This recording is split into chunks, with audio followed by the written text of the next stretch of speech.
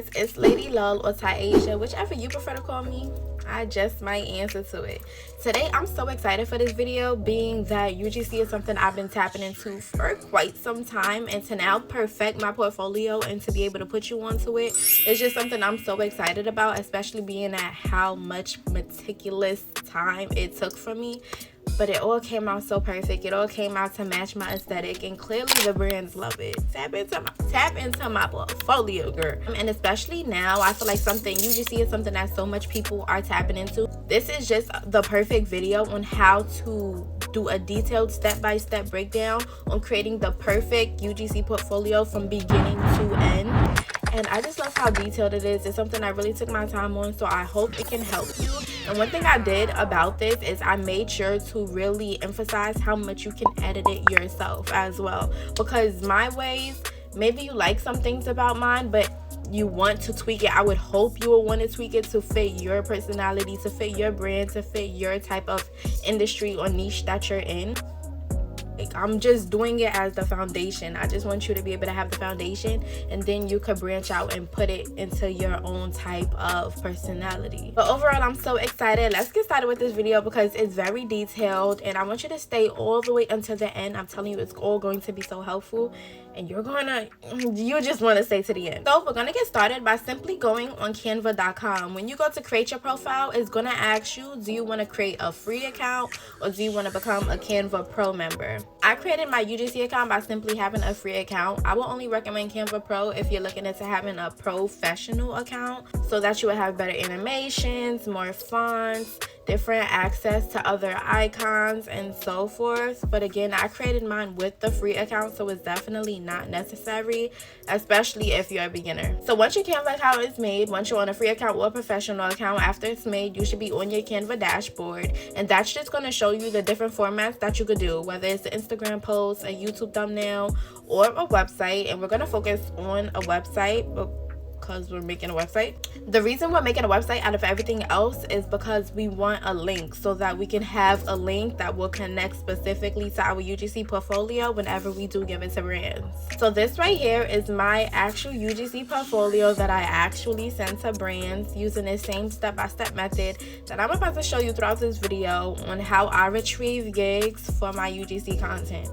So I know we're still on page number 1, but I do want to make this clear because it kind of set me back the first time I did it. So we're going to work downwards. So we're not going to click add a page, we're going to click add a section, because that's going to allow us to move downwards instead of creating a whole new page. I just wanted to make that clear, but it's not relevant for right now, but it will be relevant for when it comes to making the section number 2. Now for adding our cover page, this is going to be the grand opening to your UGC profile. This is what brands are going to see. This is what's really going to help them get a gist of what it is that you do, and basically it'll let them know if they want to work with you from the jump or not. So this cover page really has to tie everything together in the best way possible, because you want it to represent you. You don't want to come off as a fraud. You want them to see what type of work you would do by your color schemes, express yourself through that cover photo. So for my profile, I really have the color theme based off the colors that my content typically revolves around. So that's some pinks, got some golds, we got some nudes in there, some browns, and my signature green vine background, so that the companies can see that's where most of my content do revolve around. And that's something, if they do end up working with me, their product would be in the forefront of that. So for the cover photo, we're going to start off with the background, because that is just setting the vibe for everything else to fall into place. So you're going to figure out what photo do you want to be in the background. Me, I chose a more floral pink aesthetic. So you can, if you already have the photo in your Photos app on your phone, you can use it there. You can find a photo on Pinterest. You can find a photo on Google. There's so much different websites you can look into to find a photo that you want. Once you retrieve the photo that you want, you can upload it to Canva by going on the device that you have the photo uploaded. Now you're going to click Uploads on the Canva app, and then click Upload Files. Then once you click Upload Files, the photo should be in your Canva photos. Alright, so now in Canva Photos, you're just going to pick the picture that you ended up inserting into your Canva Photos that you want to set as your cover photo. I'm just gonna put mine, and you're gonna just adjust it, adjust it to how big you want it, how small you want it. If you want to leave a little space around the perimeter to make a border, you could definitely do that. As for my cover photo, I wanted it to be a little bit more transparent, a little bit more opaque, so that you could see the color in the background kind of shining and peeking through, and it's not just a solid cover photo. So to do that, I just went to the top and clicked on transparency and customize it to whatever number you want. I feel like 71 was the perfect number to set it to. Now I'm going to show you how to go about adding frames to your design. So a frame is where you can insert a photo of your choice, and that would allow your photo to now get the shape of whatever that frame is. So they got different frame options: triangles, circles, ovals, squares, stars, diamonds. They have a broad variety of options. You simply just have to look through it. So how you do that is look on the left side of your screen, and you're going to click elements. When you click elements in the search bar, you're going to type in frames, and under the frame section, you're going to click see all to see all the different types that they have. Again, I don't want you guys UGC portfolios to look like an exact replica of mine, but this is the specific frame that I use if you was intrigued by the shape. However, you can see the corners aren't rounded, so what you're going to do is go all the way to the top, and you're going to see this corner, and you're going to click that's corner rounding. I personally put mine all the way, and that's how you get the rounded corners. To add a photo to go inside of that frame, you're going to look on the left side and click upload. Hopefully you already uploaded the photo that you want to use to Canva, and it should be right there. So you're going to click it, drag it into the frame, and it's going to go in automatically. And to crop it, you simply just double click. Sometimes on some devices you gotta triple click, but I'll say for better sakes, when you triple click, it would allow you to crop it. If you want to customize the color of your background, you're going to click the background, and you should see a color wheel pop up on the top. You're going to click that. If you have a specific color number, which I did, you could easily find out your color number for a specific color on Google. But you could just type in your color number, or you could just type in the color that you're looking for, or even to generate a specific color using the color wheel. I want the bottom portion of my design to be a different color from the top portion of my design. So in order for me to do that, I have to create a strip. You're going to do that by going to the menu on the left, and in the element section on the search bar, you're going to type in rectangle or strip and select whichever one you want. At some point in the creation process of your design, you're going to want to customize the layers. So for example, this piece is foreshadowing this piece when I want the piece behind it to be in front of it, or vice versa. So how you fix that is on the right up here, you're going to click position. You're really just going to mess with those tools. If you want it to go back, you're going to click the element that you want to edit. If you want that piece of element to go back, you're going to click go back. If you want it to go forward, you're going to click go forward. It's kind of self-explanatory when you work with it. So now to know if whether it's a text or an image or an element, you want to make sure that it all has the same number. As you can see on my example, mine was 17. All the distances between each of my elements was 17, so that's how I know that they're all equal. If one says 17, one says 17, one says 17, and one says 21, I would know that that other one is a little bit too far apart. That's how you would know everything is aligned, everything is in order, and everything is in the same distance. Mine says 17 because that's how much space I want, but your number could say however much space you want. Just make sure that those numbers are consistent and you want it evenly aligned. Now for adding these little icons or big icons, whatever you want. Now for adding icons inside of your frame. So there's two ways that you could go about this. I'm going to show y'all both ways, but this first way that I'm going to show you about, I didn't do. Because even though I did invest in a Canva Pro account, so I do have the subscription, I wanted to show you guys a free way to show that it's not necessary to have one if you want to create the perfect UGC portfolio. So what you're going to do is look to the left, and you're going to click on elements, and in the search bar you're going to type in whatever icon that you want, whether it's a TikTok icon, Instagram icon, YouTube icon, Reel icon, whatever. Type it in, and look through the selection. And if it has a little crown next to it, that means that you need a Canva Pro account. So this is where the benefits of having a Canva Pro account comes in at, because you can get better options for icons and a variety of other things.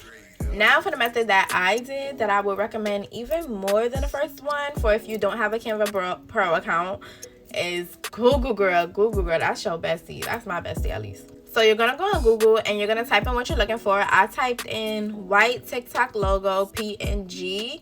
You can type if you want a black logo instead of white, put black. If you want color, put color. But PNG is important because that basically means that the background is going to be transparent, and that's what we want, so that when we do what we do next, it would just be the logo and no background behind it. You're going to click images and look through for the one that you want. Let me tell you a pro tip to make sure that you know it's the actual PNG. Before you click the logo that you want, if the background is white or if the background is completely black, but when you click on the one that you want and the background suddenly becomes a checkerboard pattern, that's how you know it's a PNG background. If prior to you clicking on it, it's a solid color, but once you click on it, it's a checkered background, that's the PNG. Grab that up quickly. When you click the image that you do want, you're going to click the right side of your mouse and you're going to click copy.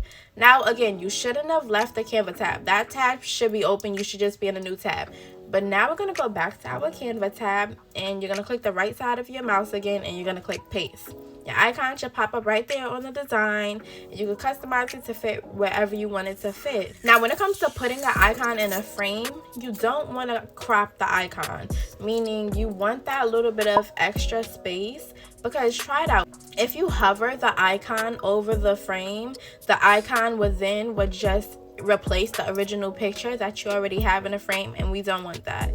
A way you can avoid that is by that extra space. By that extra space that you would initially crop out, you're going to grab it by that extra space, and that's how you're going to move the icon over the picture. Because once the mouse goes over the frame, the icon will become one with the picture. But as long as the mouse stays outside of that frame, you can put the icon over the frame without it becoming one and replacing the picture. Stay with me, girl. Come on, stay with me. Now put as much icons that you want to put on your portfolio. Again, I only put 4, but your portfolio isn't mine, so I only put 4. You could put 6. If I put 3, you could put 2.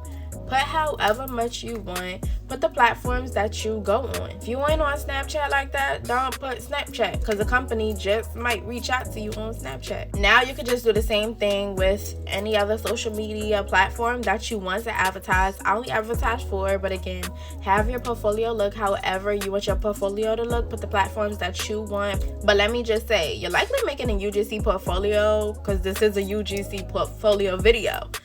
So if there's one platform you need to have on there, I would say put your email, hands down, because that is the way that companies will really reach out to you if you want to get a brief or a gig or a sponsorship or a paid collab. And again, for this whole process, you want everything to look neat. You don't want one icon looking bigger than the other, so you could typically eyeball it, but what I like to do is take the icon of the size that I'm sure I'm going to use, and I just like to make sure that every other icon aligns up with it from the top to the bottom. Now we're moving on to the text portion, where you're going to add whatever it is you want displayed on that page. So it could be your name. In this case, I'm going to do UGC Portfolio. You're going to look to the left side of the menu and you're going to click text. When you click text, you're going to click whichever heading you want to click. It don't really matter because we're going to customize the size later and the font.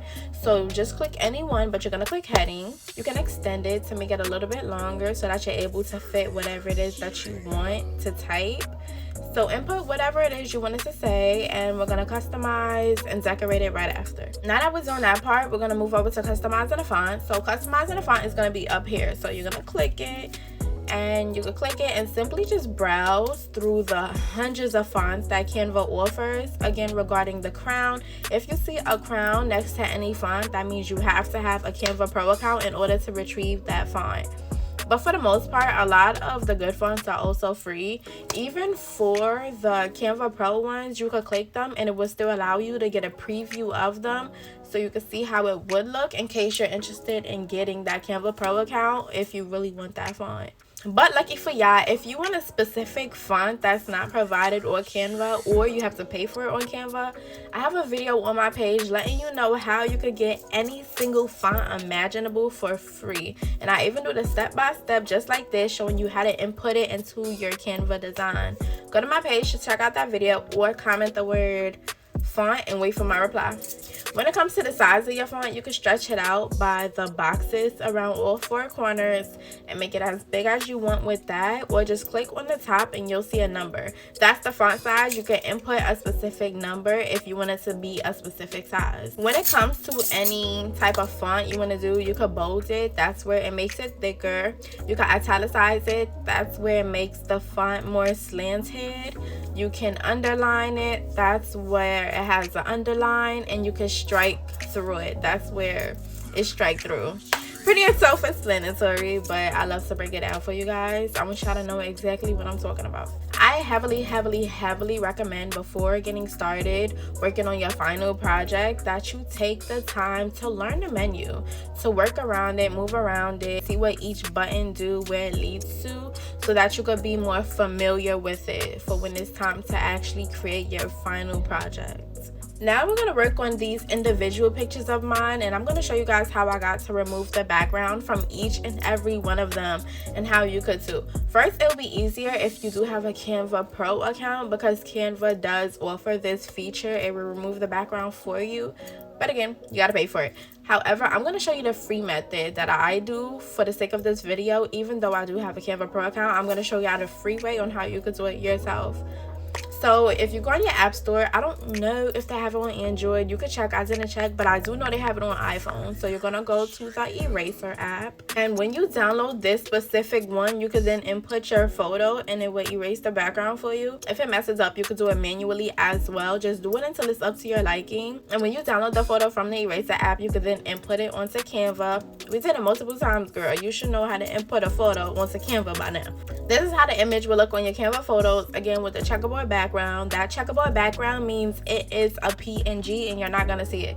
Well, you shouldn't see it when you put it on your design. At this point, I'm really just messing around with the layers. For some of the images, I want them to be behind the text, and for some of the images, I want them to be in front. I'm putting a picture of me holding the bottle up to the front because I do want that to show. However, it's apple cider, y'all. I do not drink. Let me clarify. I do not get drunk anymore. I try not to. God's willing. Lord knows. But this page is almost done, so I'm just going to finalize it by putting my email on it. So I'm just going to copy my UGC portfolio text, and I'm just going to input my email in it, hello.lullxury@gmail.com. And I'm going to make it a little bit smaller, a little bit more minute, and I might even italicize it just to help it stand out a little bit more. But what I do want is for everything to be uppercase, and what I don't have is the time to sit there and erase everything and make sure everything is uppercase. So what I'm going to do is double click on whatever I want to uppercase, which is my email, and look on the top. It should say uppercase. When everything is highlighted, you click that and watch everything turn uppercase or lowercase, whatever one you click. Also too, if you have a Windows laptop and you want to add an emoji like how I did right here, simply all you do is click the Windows key and the period button on your keyboard, and emojis will pop up. So the front page, the cover photo is completed. The last thing I want to show you before moving on to the second section is how to add a link. So when your website is published and when they click on the icons, it will take you to whatever you want the link to take them to. So if someone was to click the Instagram icon, it will take them to your Instagram. If someone was to click the YouTube icon, it'll take them to YouTube, and so forth. So what you're going to do is hover over the icon that you want to add a link to, or it could be a text or a picture, anything can have a link on it on Canva, but I'm going to do it over the icons and my text. So you can either click more, or you can click the right side of your mouse, and you're going to click add link or edit link, whichever one it says, and there you're going to just put your Instagram link or whatever link you're going to put. If you're going to put email, just simply put your email, and it will notice that it's your email, and it will make it linkable. Once it's highlighted in blue, you got your link. Once you publish your website, they will be able to click it. So for the second section, for the sake of the video, I made it easier. I already have everything information because we already covered how to add a text. That's what I did. I just added a text, add multiple text over here. I made the background dark. Y'all remember how to do that. Again, you click the background, click the color wheel, change the color that you want. Being we're on the second page, I'm just doing a lot of things that we did on the first page, but I'm going to briefly go over it just to help you remember it. We're going to add the photo that we want in the background. Remember, we're going to go to uploads, click the photo that we want. If you want the background photo to be a little bit more opaque or a little bit more transparent, if you don't, you can just leave it. If you do want it to be transparent, remember, go on the top and look for that transparency logo. You're going to click that and adjust it to your liking.